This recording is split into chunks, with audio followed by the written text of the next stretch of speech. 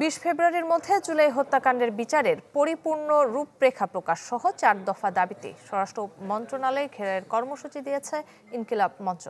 দুপুরে ঢাকা বিশ্ববিদ্যালয়ের রাজু ভাস্কর্য থেকে বিক্ষোভ মিছিল নিয়ে সচিবালয়ের দিকে রওনা হন ইনকিলাব মঞ্চের নেতারা। এতে শিক্ষা ভবনের সামনের সড়কে যান চলাচল বন্ধ হয়ে যায়।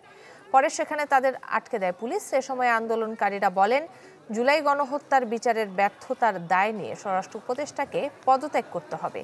যারা আওয়ামী লীগকে পুনর্বাসনে মদত দিচ্ছে দ্রুত তাদের শনাক্ত করে বিচারের মুখোমুখি করার দাবিও তোলেন ইনকিলাব মঞ্চের নেতারা।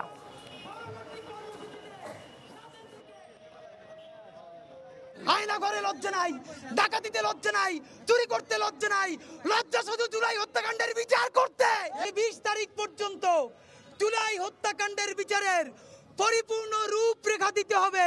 তাদের যে দাবি দেওয়া আছে এগুলো আমরা স্বরাষ্ট্র মন্ত্রণালয়ের ঊর্ধ্বতন কর্মকর্তা যারা আছে সচিব স্যারকে আমরা জানাবো। এটা শোনার পরে তারা পরে সুশৃঙ্খলভাবে ছিল এবং 10 মিনিটের মতো এখানে অবস্থান করছে, করার পরে চলে গেছে।